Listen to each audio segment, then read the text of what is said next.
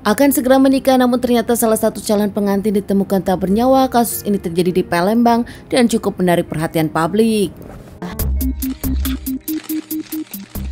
Di tanggal 11 Mei 2017, seorang wanita ditemukan tak bernyawa di Palembang dengan kondisi yang sudah susah dikenali.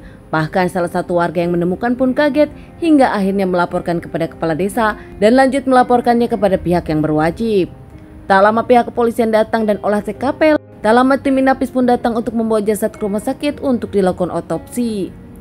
Menurut pihak yang berwajib, korban sendiri membawa tas ransel dan diperkirakan korban sudah tak bernyawa dari 5 hari lalu. Bahkan tim kedokteran pun mengaku susah identifikasi sidik jari karena saat itu meninggal cukup lama dan nampaknya korban ditinggalkan begitu saja. Pemberitaan ini pun viral di sosial media hingga menjadi perhatian publik. Akhirnya ada seorang laki-laki datang melapor kepada pihak kepolisian, mengaku kemungkinan besar itu korban adalah keluarganya.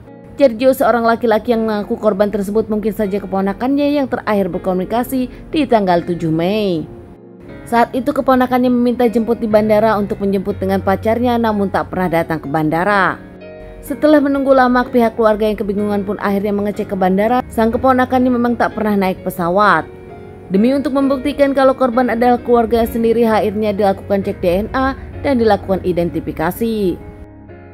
Bapak Paulus mengaku sebagai ayah dan Ibu Elizabeth mengaku sebagai ibu pun mendampingi di rumah sakit saat tes DNA. Hingga akhirnya tes DNA keluar, ternyata benar korban adalah keluarganya. Korban adalah seorang wanita bernama Katerina Widianti berusia 30 tahun. Setelah hasilnya keluar kalau korban tersebut adalah Katerina, keluarga pun tak bisa menyembunyikan kesedihannya.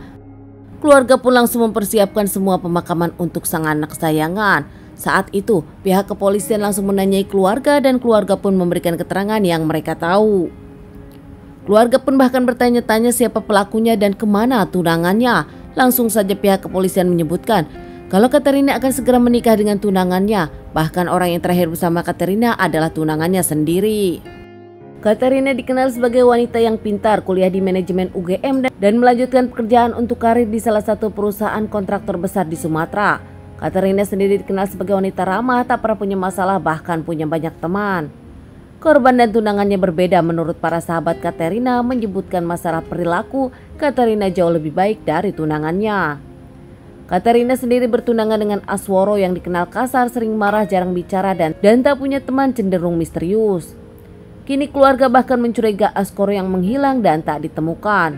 Polisi juga sama, terus mencari keberadaan Asworo demi menginterogasi. Meski terus dicari, namun nampaknya tak mudah menemukan Asworo yang kerap berpindah-pindah. Akhirnya Asworo pun jadi DPO. Setelah sebulan di tanggal 13 Juli 2017, akhirnya pihak yang berwajib mengamankan Asworo di Bandar Lampung. Asworo di Bandar Lampung nampak tak sendiri, ternyata dirinya pun punya pacar lagi. Saat diamankan, Asworo pun memberikan perlawanan. Hingga saat itu pihak yang berwajib pun mendor Asworo. Di awal memang Asworo membantah dirinya melakukan ini semua kepada sang tunangannya, namun akhirnya mengakui semuanya. Kronologi yang diceritakan oleh Asworo, saat itu mereka berdua janjian karena mereka akan prawedding di Yogyakarta dan akan membeli cenderamata di Yogyakarta. Saat itu mereka akan naik pesawat ke Yogyakarta dari Sumatera, namun di perjalanan mereka cekcok. Saat itu mereka membahas tentang biaya pernikahan. Asworo hanya mengaku punya uang 500.000 saja. Asworo yang kesal karena Katerina selalu membayar uang akhirnya berujuk cekcok. Nampaknya cekcok pun tak kunjung usai. Mereka berdua pun akhirnya memutuskan untuk mengcancel kepergian ke Yogyakarta. Katerina meminta Asworo membayar semua biaya pernikahan yang belum terbayar. Namun Asworo memang tak ada uang, hingga akhirnya mengajak korban tidur di hotel untuk menenangkan diri. Keesokan harinya jam 5 pagi mereka berencana akan ke bandara lagi dan menuju ke Yogyakarta.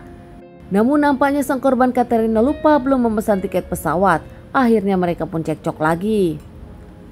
Kini korban Katerina makin kesal saat tahu kalau Asworo tak bekerja di perusahaan, namun ternyata Asworo hanya pegawai penjaga fotokopi. Dan mobil yang selalu dipakai Asworo ternyata adalah mobil rental. Katerina tak menyangka apa alasan Asworo berbohong kepada dirinya padahal keduanya akan menikah.